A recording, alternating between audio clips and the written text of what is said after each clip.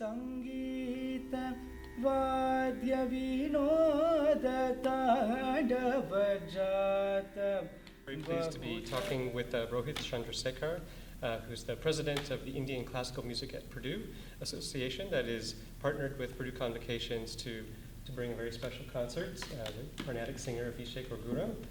And so we thought it'd be really interesting to step into the history and some of the insights into the music because it's a fascinating musical form. And we're really pleased to have you here to Thank talk you so much about for having me.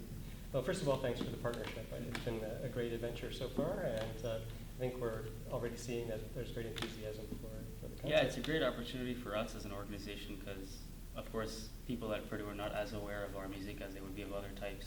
So it's a great avenue for us to reach out to a much broader audience. So we really appreciate it. Well, let's just start with a really obvious question. He's a carnatic singer, and so let's just step into what the meaning of that is. Within Indian classical music, there's a big sort of division between the music of the north and the music of the south, and of India in particular. And so let's just start to really identify what is a carnatic singer to begin with. Okay. Well, as you mentioned, there are two types of main branches in Indian singing or Indian music. There's the Hindustani singing or Hindustani music from the north, and the Carnatic music from the south, which I believe originated from the state of Karnataka, which is why it's called Carnatic singing, which has now been Americanized to the spelling that it is now. So it's primarily originated in southern India, and that has remained in southern India. So most people from the north are singing Hindustani music, which is a very different type of music altogether. You can see much more Arabic and Pakistani influences there than you would see in the south.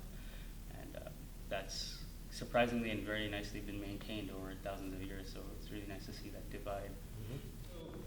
Let's talk a little bit about what you're actually singing as a carnatic singer. I feel really fortunate that you happen to be also a practitioner of carnatic singing. So, there's the singer is, the word we would say in the West is vocalizing, or doing the vocalese, if you will. And in the West, we have sort of put syllable names on the notes of the scale, the do, re, mi, fa, sol, la, ti, do kind of approach. And I understand that there's kind of an analog to that in carnatic singing. There is an exact analog.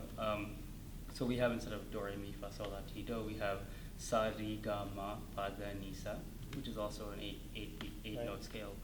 And so we assign these notes to certain notes in the chromatic scale. And very similar to Western music, we maintain the perfect fifth, which is the pa that we have, or the so in your case. Right. And in between the octave and the perfect fifth, we divide it also into flats and sharps, and each one is assigned a certain notation.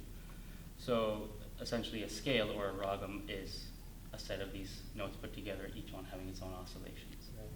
So I know that you said that when you are working and you're performing that the musician is keeping track of time with their hand and things. So how does that all work? How does that fit together? So the basic 8-beat cycle is 1, 2, 3, 4, 5, 6, 7, 8. And so we have hand gestures for each and every one of the cycles. So for example, if you want to do 7/4 time, it's 1, 2, 3, 1, 2, 3, 4, 1, 2, 3, 1, 2, 3, 4. And the compositions are composed in these beat cycles, so we maintain them throughout the entire concert. And the difficulty is that the percussionist is working off of your beat cycle, so it can't be done frivolously. It has to be perfectly on time. Right. So it's my job to maintain that throughout the concert without letting go of any minor details here and there. Okay. So how does it all come together? What would a typical carnatic singer sound like if you have a raga or a portion of a raga or Sure. something you can show us what it would sound like somewhat together? Okay, sure.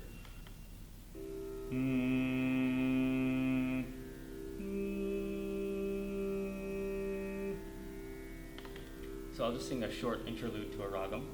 The ragam is called Kedaram, and it's a quite ancient ragam, but it's very soothing in the afternoon. So.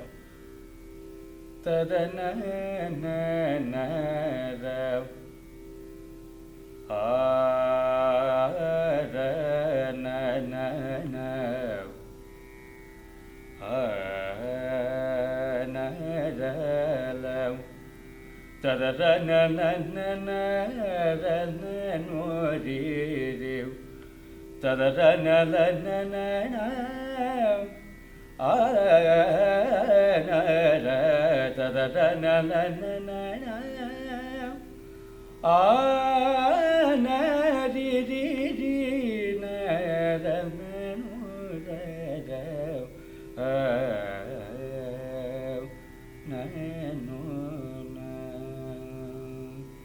So it's just like a quick introduction to the ragam, and this introduction can vary from anywhere to 30 seconds to up to 25 minutes, depending on the location of the piece in the concert.